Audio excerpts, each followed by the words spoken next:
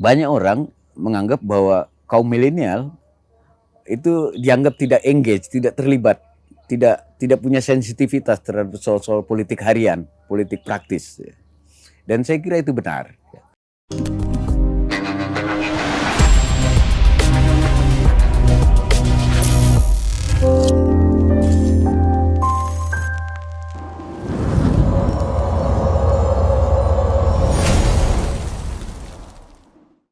Assalamualaikum warahmatullahi wabarakatuh.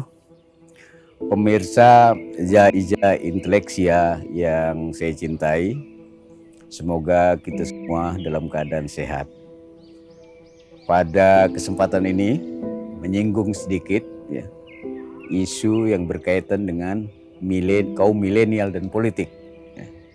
Jadi kira-kira tentang peran politik kaum milenial. Nah, ini isu yang tidak sederhana.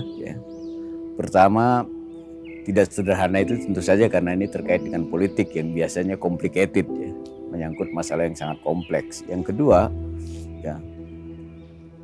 terminologi kaum milenial sendiri itu tidak ada definisi operasional yang bersifat baku. Yang ada adalah gejala-gejala umum yang bisa kita kenali pada komunitas ini. Karena itu kaum milenial bisa disebut adalah kaum yang sebenarnya memiliki karakteristik dan subkulturnya sendiri. Nah, apa saja subkultur atau karakteristik yang biasa melekat apa yang kita sebut dengan kaum milenial? Pertama, biasanya orang menyebut itu dari sisi usia.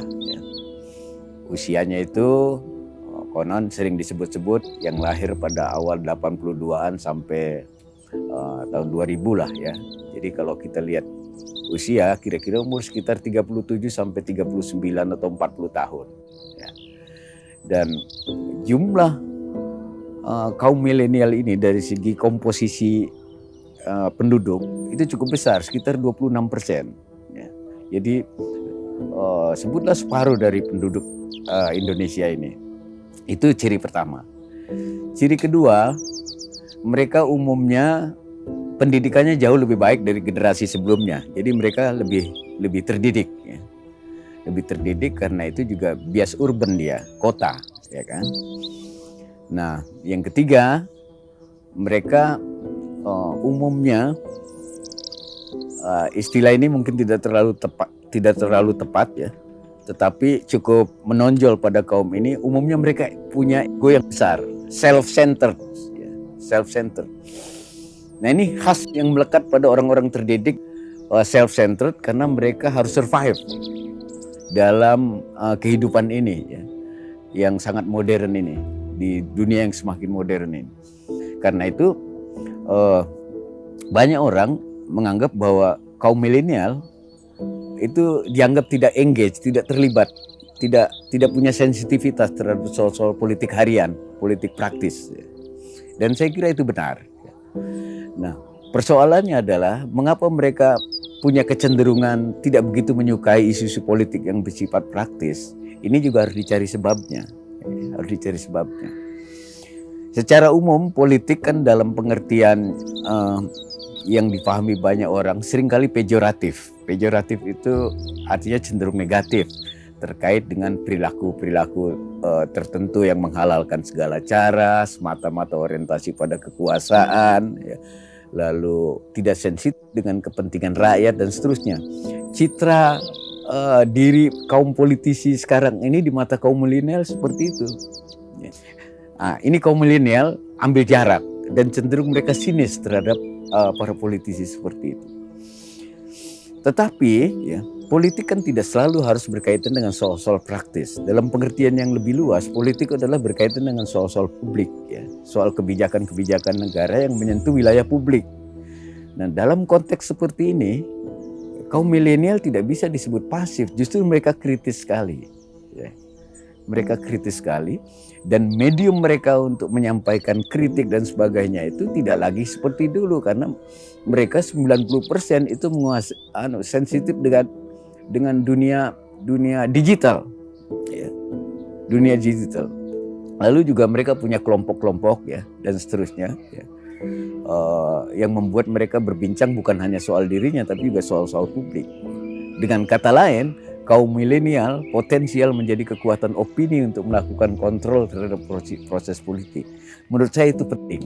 Nah, karena ada gejala seperti ini dan kaum milenial ini adalah segmennya cukup besar, hampir 26% yang berusia 17 sampai 37 tahun itu banyak politisi berburu untuk mendekati mereka dengan rupa-rupa cara agar mereka bisa mendapatkan simpati dari kaum ini, ya.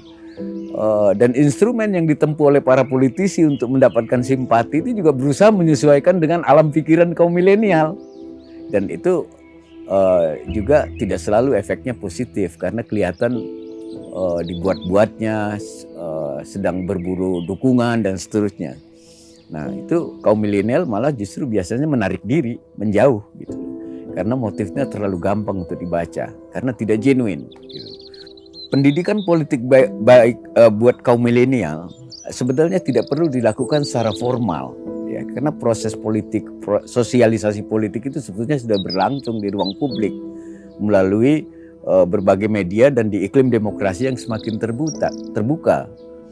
Nah, itu sosialisasi dalam pengertian civic education, ya, itu sudah berlangsung karena mereka kritis.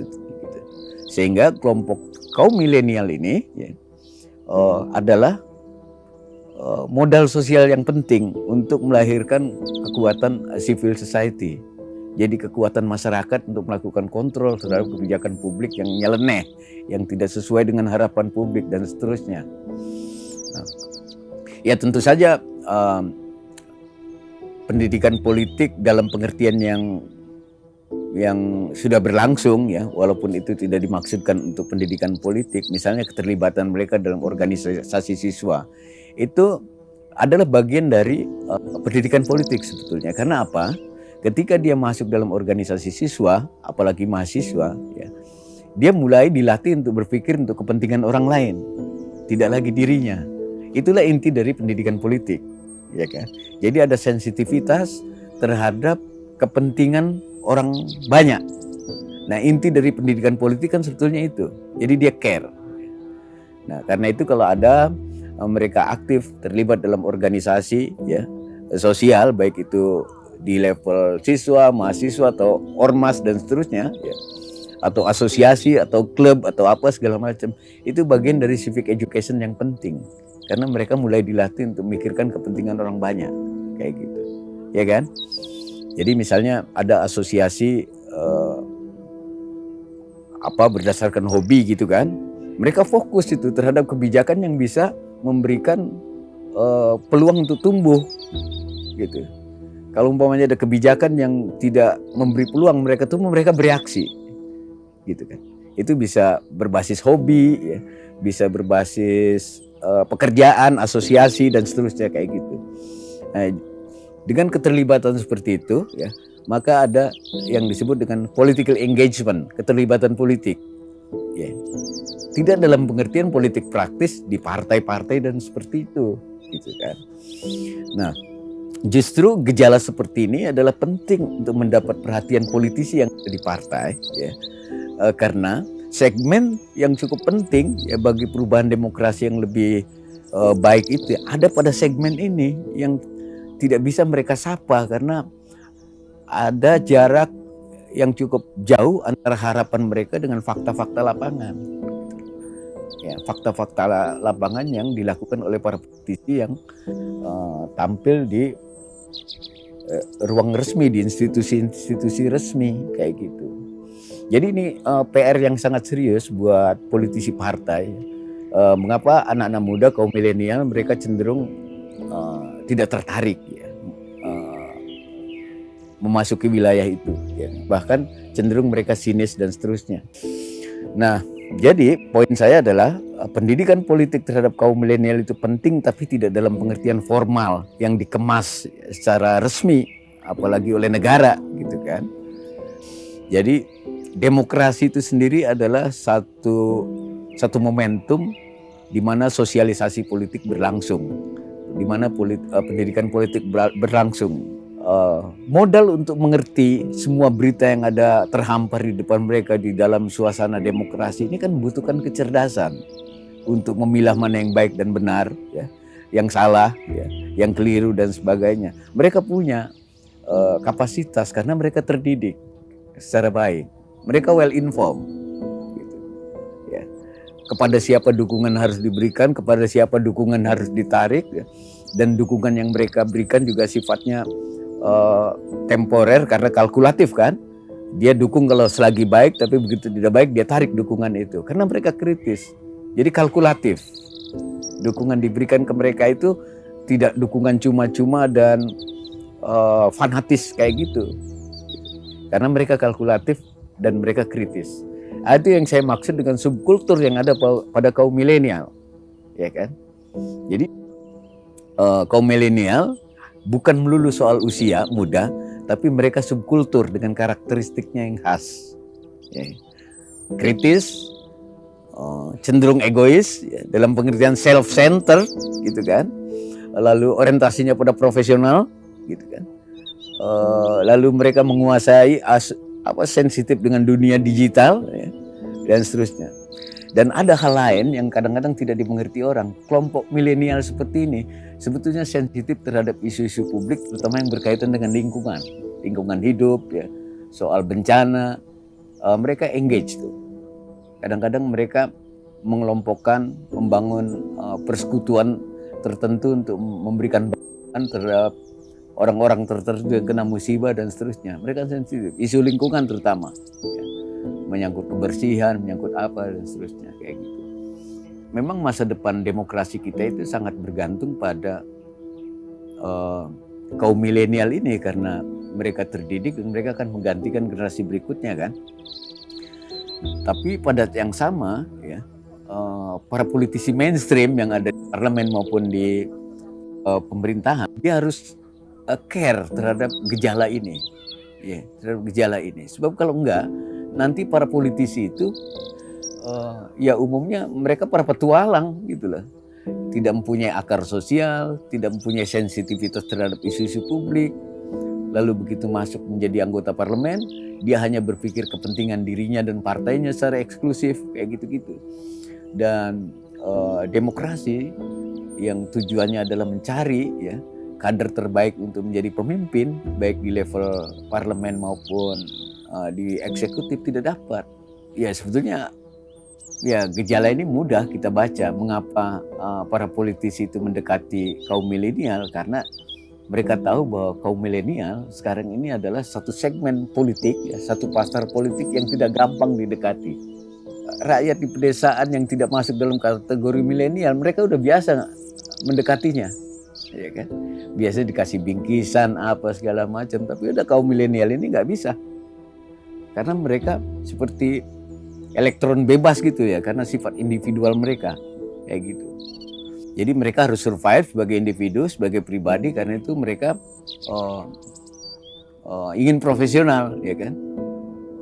Ingin profesional. Tetapi bukan berarti mereka meninggalkan aspek publik, gitu kan? Sisi publik.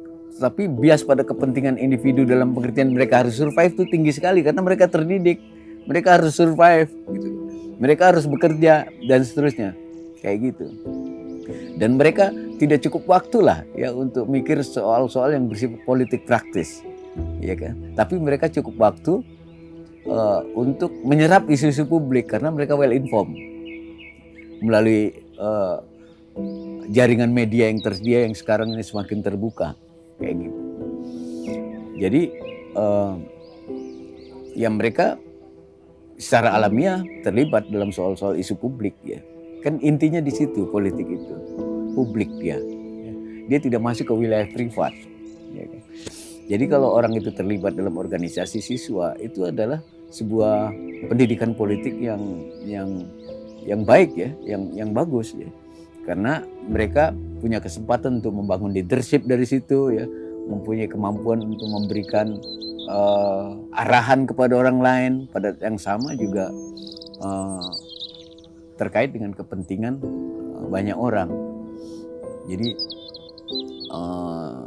itu untuk membangun leadership, ya, dan sekaligus sensitif terhadap kepentingan orang banyak.